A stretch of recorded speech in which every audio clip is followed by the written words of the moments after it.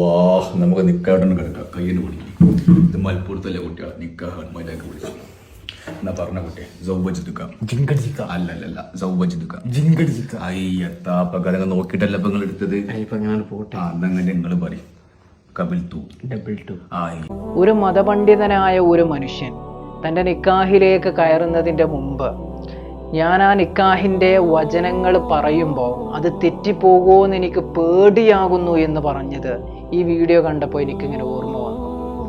അങ്ങനെ ആണെങ്കിൽ സാധാരണക്കാരായ ഈ വാക്കുകൾ കേൾക്കാത്ത അല്ലെങ്കിൽ ഇതുപോലെ നിക്കാഹ് ഇതിൻ്റെ മുമ്പ് നടത്തി കൊടുത്തിട്ടില്ലാത്ത ആളുകൾ ചിലപ്പോൾ അറിയാതെ പറഞ്ഞു പോകും ചങ്കജക്ക എന്നൊക്കെ.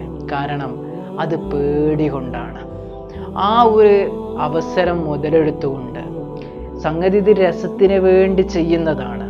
നിക്കാഹ് എന്ന് പറയുന്ന ഈ പുണ്യമാക്കപ്പെട്ട കർമ്മത്തിനെ ഇങ്ങനെ അവഹേളിക്കരുത് എന്ന് സ്നേഹപൂർവം എൻ്റെ ചെറുപ്പക്കാരായിട്ടുള്ള സുഹൃത്തുക്കളോട് ഞാൻ പറയുകയാണ്.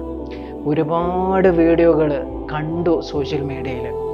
പലരും പ്രതികരിക്കുമെന്ന് വിചാരിച്ചു, പക്ഷെ അങ്ങനത്തെ വീഡിയോസ് ഒന്നും ശ്രദ്ധയിൽ പെട്ടില്ല. പക്ഷെ ആരെങ്കിലുമൊക്കെ ഇത് ചിലപ്പോൾ നിങ്ങളുടെ ശ്രദ്ധയിൽ ഉണർത്തുമ്പോഴാകും നിങ്ങൾക്ക് ചിലപ്പോൾ തോന്നുക ഇത് വേണ്ടിയില്ലായിരുന്നു എന്ന്. അല്ലാത്തോടത്തോളം കാലം ചിലപ്പോൾ ഇതൊരു രസമായിട്ട് നിങ്ങൾ എടുത്തുദ്ധരിച്ചുകൊണ്ടേയിരിക്കും. അതുകൊണ്ട് ഓർമ്മപ്പെടുത്തുകയാണ്, ഇത് അള്ളാഹുവിൻ്റെ റസൂലിൻ്റെ നിക്കാഹാണ്. നിങ്ങൾ ഇതിനെ ഇങ്ങനെ മറ്റുള്ള മതസ്ഥരുടെ മുമ്പിൽ മറ്റുള്ള ആളുകളുടെ മുമ്പിൽ ഒരു കോമാളിയെ പോലെ അവതരിപ്പിക്കുമ്പോൾ ആ ഹബീബായ റസൂലുള്ളാഹിക്ക് ഇത് ഇഷ്ടപ്പെടുമെന്ന് നിങ്ങൾ വിചാരിക്കുന്നുണ്ടോ? ഒന്ന് ആലോചിച്ച് നോക്കും മനുഷ്യന്മാരെ.